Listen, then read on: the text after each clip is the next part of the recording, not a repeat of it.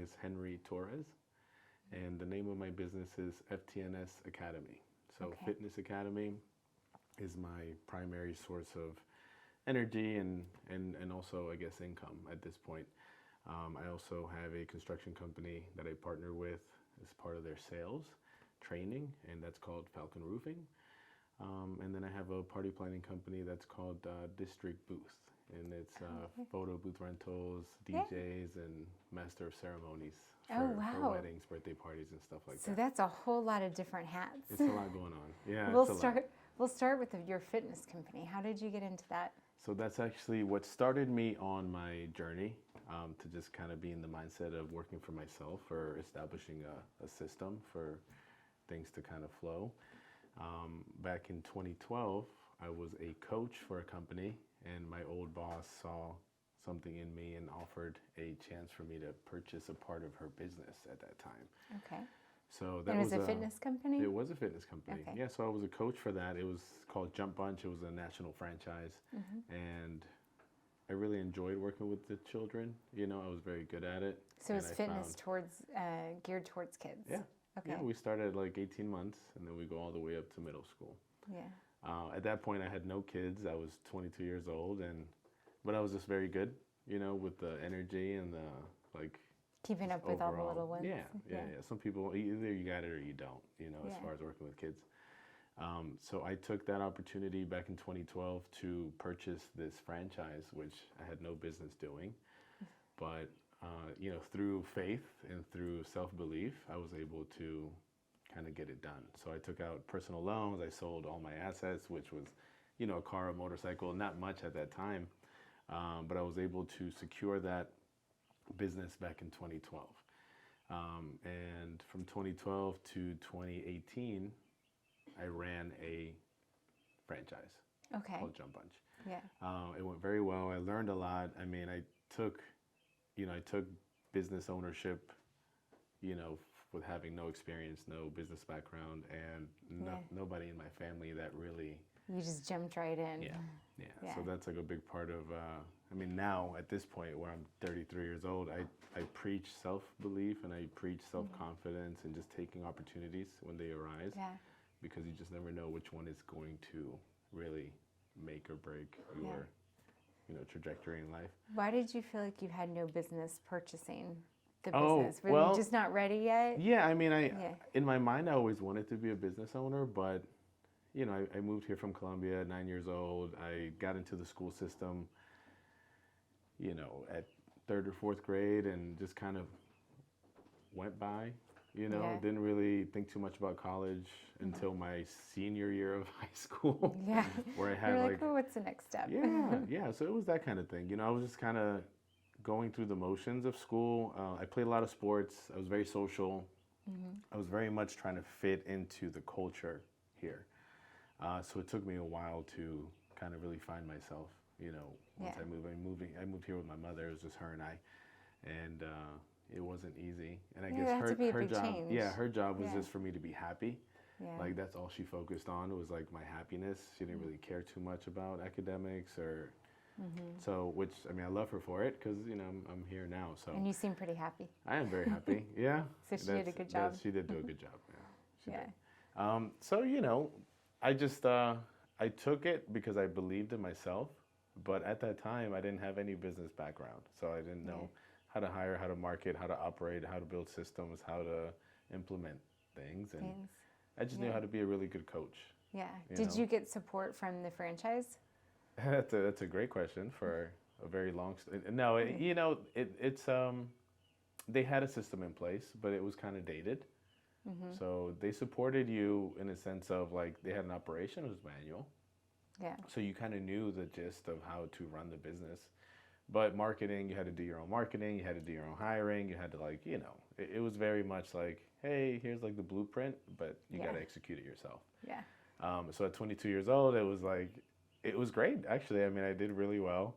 We built it from But that's impressive at 22 to do that. Yeah, it's a lot. It's a lot now. Yeah. I was 22, 23, hiring like 26, 27, 30-year-olds. You know, it was like, it was a lot at that time for me. Yeah. But it helped me. It helped me a lot just to continue to build my confidence because that was, that's what got me there in the first place.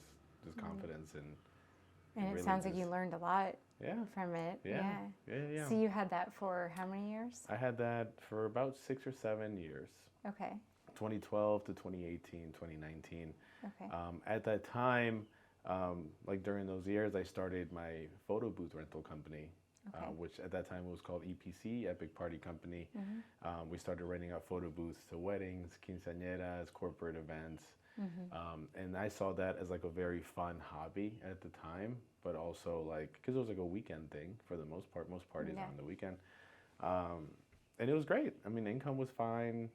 It was able to help me kind of push to the next level, you know, eventually purchasing a home and things like that. So That's no great. regrets in establishing that company.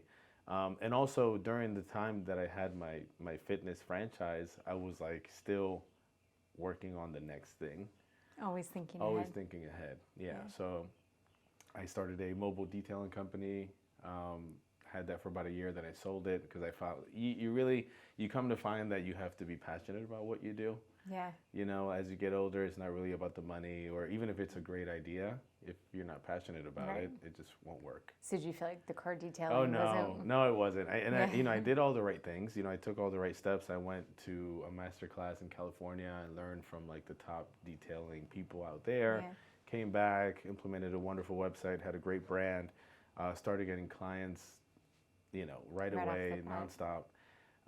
But my heart wasn't in it, so I just chose to, you know, sell it and have somebody else take over that was really, you know, gonna do it the right way. Yeah, you know? but it sounds like you built it, got it in a good place. Yeah, I got it in a good place. I started to understand. on. I started to understand kind of what it took, you know, which is having a system in place and not having to do everything yourself and just focus on doing a couple of things. Work really smarter, well. not harder. Yeah. Right? Yeah. So it's always a work in progress. So right now, currently, I enjoy doing the photo booth stuff because my mother's a party planner. And so she's kind of what got me into that.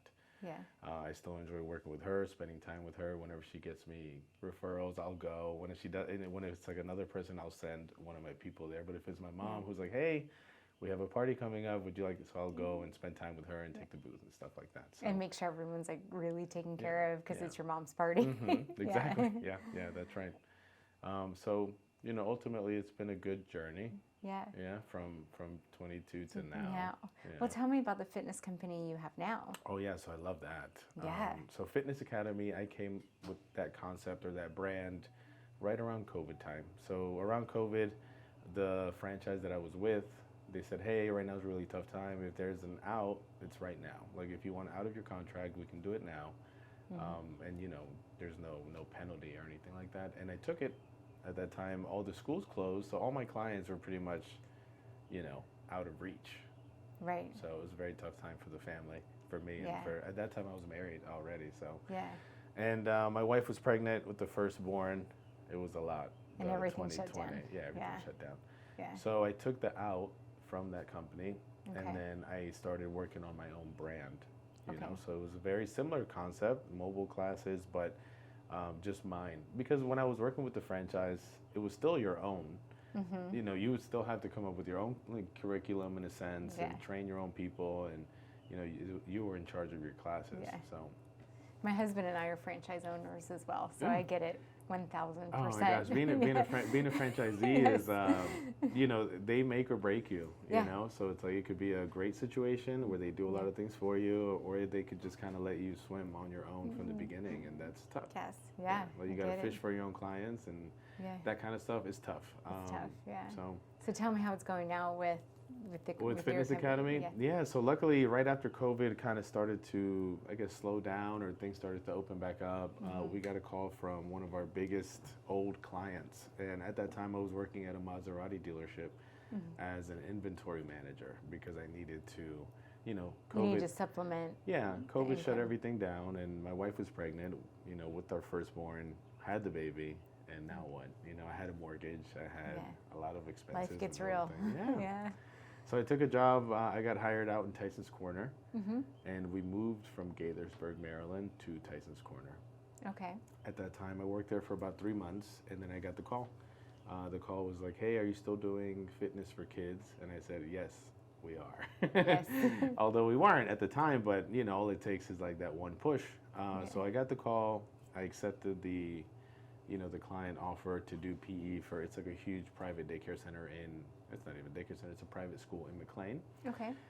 So we took them as our first client as a part of Fitness Academy.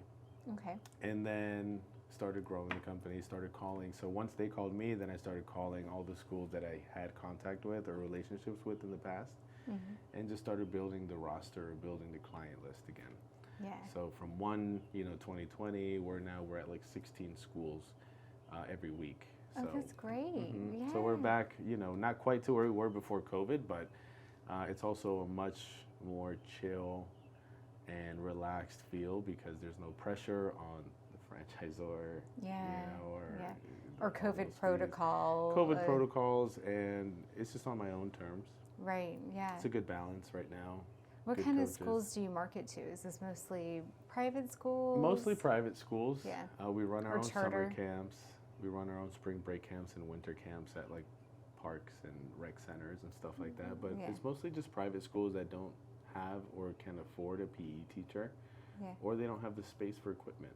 So we come in and we bring the equipment, we bring the curriculum, and all they have to do is cut us a check at the end of the month, and it's tax deductible for them. And right, yeah, for us, because they're nonprofit, because they're private. Yeah.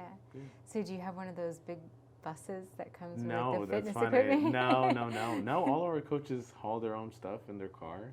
It's nothing more than a couple hurdles, agility ladders, the sport of the day, and it's nothing extravagant like moon bounces or anything like that. No, but it's just sports, fitness, and music and movement, that kind of stuff. And just getting the kids active and getting them to enjoy it and just kind of see themselves as like build their identity around a healthier lifestyle. Has fitness always been important to you? Sports has always been important to me. Fitness has always been important to me, and it's really, I guess, what kept me going when I was growing up here. So I really do appreciate sports. Yeah, I really do. I think it's a wonderful We're thing. a big sports family, and I feel like it's just it's a wonderful thing for young boys, young girls. It's it builds a lot of character. Yeah. Yeah. And I feel like those skills can translate to so many aspects of your life. Yeah, 100%. The skills you learn from playing sports and the drive and the coaching and all of that can kind of play into what you do with your career and with your life, right? Yeah. Yeah. I agree. So tell me a little bit about what's so rewarding to you about this. Oh, geez. I have an interview from like 2013 that we did. It was like a highlight for my business back then, and it's still true now. It's like you can have the worst day, right? And you walk into a classroom full of kids that see you as like their rock star. It really turns things around for you. Yeah. So I always say, like, if you appreciate them, they're always going to appreciate you. So for me, it's that. It's being able to go and be kind of the best part of their day. It probably is the best part of their day. It's their break in their day. They get to have fun. They get to move around, and I mean, a lot of schools now, I mean, they're kind of picking up on it, but mobility is huge. Like being able just to have the kids get up and move and do things where they're not just sitting for so long.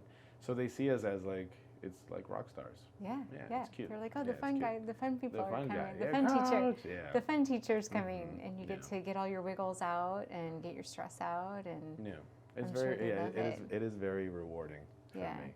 How do you set up your programs and like what you're gonna do for the day?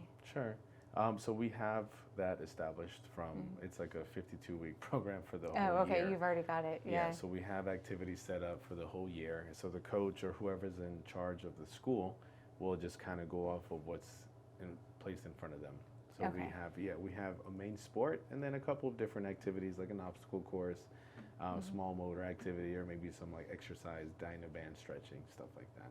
Oh, cool. So it's very simple for the coaches now to take on the school and see what they have to do, and they just put their own twist on it, which is really our strong point, is just the coaches themselves, because you can have things on paper, but it's like the person who does the service that really makes the difference. Yeah. How are you what are you doing for advertising and marketing? So I these have, days? Like, how are you getting these schools in the door? yeah, I have a Or are wonderful. you getting in the door of those schools? That's right. Yeah, Yeah. that's funny. I have a wonderful marketing person, yeah, who really does a great job. She takes 3 days out of the week to call, about 4 or 5 hours, because we don't want to just overdo it. Right. Cold calling is tough. Although in that niche, it's not as hard because it's not like you're cold calling us to sell life insurance or anything Right. like that. You're just trying to let them know that we exist. And we have if an there's amazing a need, service. yeah, if there's a need for something like that, that we're there.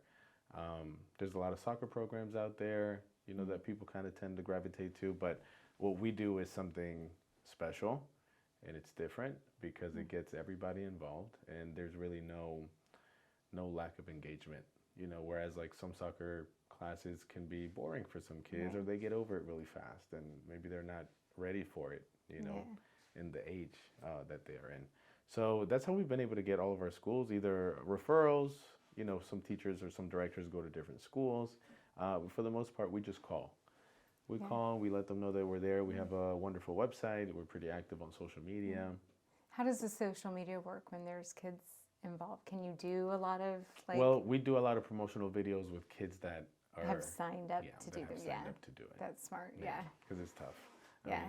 I mean, 10 years ago, it was a lot harder. 10 years ago, everybody was like, whoa, no pictures, no videos. But now, I feel like as the years go by and people will be a little bit more open to it, just because everybody loves sharing things online now. So I mean, your kid's going to end up in the back of someone's talent show video that some mom posted. I've just kind of learned. I'm like, wait, how did that happen? Yeah, that's true. Yeah.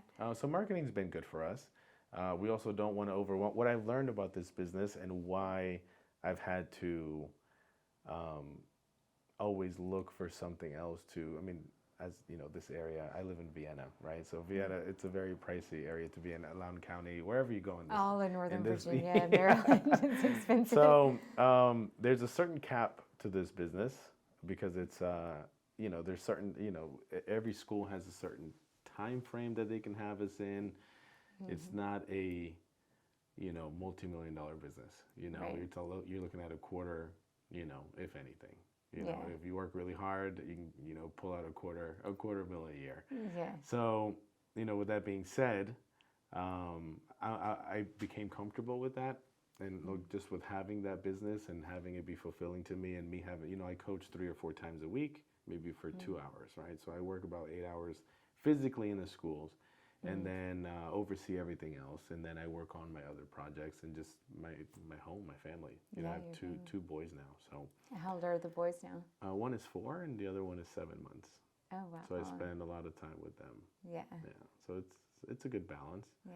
My wife is home for most of the time with the little one, so I really can't complain. Yeah. So marketing is great, and we do always want to do more, but I've learned that sometimes you can get overwhelmed with things, especially in that type of business where it's so it's a service-based business, so you got to make sure things are going well, that the coaches are doing a good job, that the schools are happy.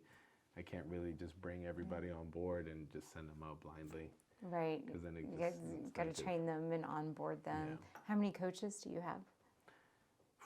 Right now we have 6 coaches. That's good. Yeah, 6 coaches, and wonderful. I mean, 90% of them are parents, which is nice. It helps because they kind of see nurturing differently and treat the kids differently because they have their own. But 6 coaches, and I've been very lucky. I mean, they're wonderful, very wonderful group of staff. Do you guys offer fitness classes for kids, just even like outside of the schools? We do. I mean, our events that we do outside of school are more like birthday parties. Okay. So we do birthday parties for kids. Yeah, it's good because it's a little different than the moon bounce or I don't even know what people do. Gosh, all sorts of things around here. You'd be surprised. Yeah. We've been to a couple birthday parties and they've been in the same place. So it's like one of those places that you go and it's like the little kids can run around and venture. I think it's called Jolly. Who knows? Something. We do a fun program outside of our normal classes. We haven't gotten into private. We haven't gotten into one-on-one. We haven't gotten into that. Maybe it's something I'll do in the future, but for now I feel like I think it's a good little niche for kids that want to be active but aren't necessarily sports inclined, Yeah. right? But Yeah. still want something to, like a consistent Yeah. coach and team, Mm-hmm. that just kind of gets them moving and Yeah. active. Yeah. So where do you see yourself going in the next 5 years? Where do you see the growth of your company? Well, I'd love to. This year, I'm working on a outreach that's more national. So I want to be able to just have something online where parents anywhere in the country can access our program, whether it's for toddlers, whether it's for, like putting on Miss Rachel or putting on Blippi and things like that. Just having something that's accessible for people to just do either at home with their parents or just for the kids to just watch while they're, winding down before bed or stuff like that, and maybe do some exercises at home. So I'd love to do that. Just have more outreach, be able to touch more people, and help and just be known as the person who is in charge of the kids' fitness stuff in this industry. And just continue to build my coaches up, get them ready for the next phase in their life, because I know that they come and they go, and I'm very okay with that. So running the business, continuing to run it, maintaining my clients, and then grow at a steady pace. But well, it seems like you've got a good head on your shoulders. Yeah, I try. You do. It's been a long journey. Yeah. A lot of gray hairs. More will come. More will come, yeah. Are there any last parting words you'd like to leave us with? Business advice, life, maybe a mantra that you live by? Yeah, I'd like to say is keep your faith. Keep your faith that things will be okay. Yeah. And really welcome it all. I in my chapter in the book that's coming out, I write to my kids, and I'm like, my boys, I really want you to have a full life. I want you to have heartbreak. I want you to have failures. I want you to have wins. I want you to have losses. I want you to have it all, because that's what having a full life really means. So it's not all like great. It's not all wonderful. It can be, but we got to really appreciate it all. So it's just, be appreciative and have faith in yourself. Take opportunities when they arise, because they're always there. Always there. So, yeah. And just real quick, tell me about this book again that you're writing. It's called Dear Younger Me. Yes. And it's a project that's, I'm a part of this group called CLA, Collected Leaders Academy. Okay. And it's a book that we came up with just to write to our younger selves. So it's basically to anybody that's younger than us. Younger me. I love that. Yeah, just to help them, kind of shortcut some things and some insight on life and our beliefs. And what a great legacy to leave for your boys, too. Yeah, that's kind of... So we'll be on the lookout for that when it comes out. Of course. Thank you for coming in today. Thank I loved hearing your story. Thank you. It was a pleasure. Wonderful. Thank you. It was great meeting you. Thank you. All right.